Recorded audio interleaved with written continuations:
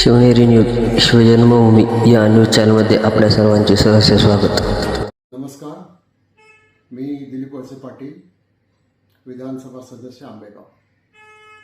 गेल्या काही दिवसापासून FDAच्या माध्यमातून राज्यामध्ये वेगवेगळ्या व्यवसायावर तपासणी करून त्यांच्यावर कारवाई हाती घेण्यात आलेली आहे. आंबेगाव तालुक्यामध्ये सुद्धा दुधाच्या व्यवसायाच्या निमित्तानं काही ठिकाणी FDAने चौकशी करून त्याच्याबद्दल कारवाई केलेली आहे. FDAची कारवाई अजूनही सुरू आहे.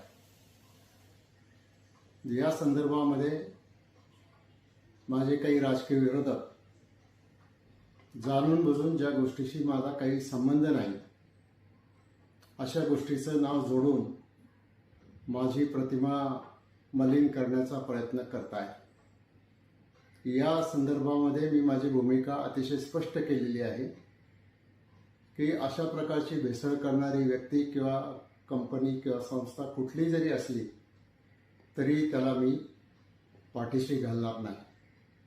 FDA विभाग त्यांच्यावर कारवाई करायला पूर्णपणाने सक्षम आहे आणि पोलीस विभाग देखील त्यांच्यावर कारवाई करायला सक्षम आहे. परंतु जाणून बुजून माझं चारित्र्य हनन करण्याच्या दृष्टिकोनातून, मला राजकीयदृष्ट्या अडचणीत आणण्याच्या दृष्टिकोनातून काही विघ्न संतोषी अल्पसंतुष्ट लोक वेगवेगळ्या प्रकारच्या पत्रकार परिषदा, सभांच्या माध्यमातून भूमिका मांडून माझ्यावर खोटे नाटे आरोप करत आहेत. या संदर्भामध्ये मी पहिल्यांदाच हे स्पष्ट करू इच्छितो, अशा प्रकारच्या भेसळीच्या प्रकरणामध्ये माझा कुठलाही संबंध आढळल्यास मी सार्वजनिक जीवनातून निवृत्त व्हायला तयार आहे. 1 मिनिटंसुद्धा वाट बघणार नाही.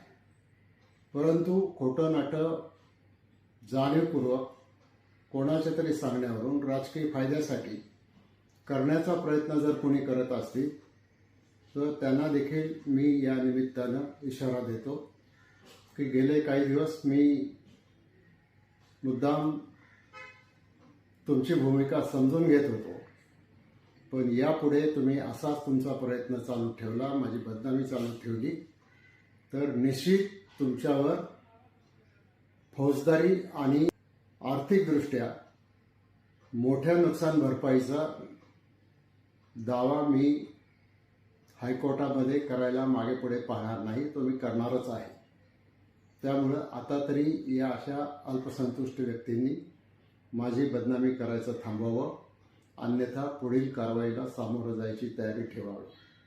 आणि पुन्हा एकदा मी आंबेगाव तालुक्यातल्या, पुणे जिल्ह्यातल्या आणि महाराष्ट्रातल्या जनतेला सांगू इच्छितो की अशा कुठल्याही प्रकारच्या चुकीच्या गोष्टीशी माझा दुरान्वयाने सुद्धा संबंध नाही.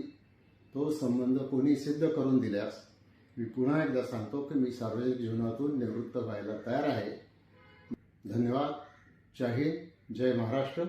शेवटी सत्याचाच विजय होतो, सत्याचाच विजय होईल.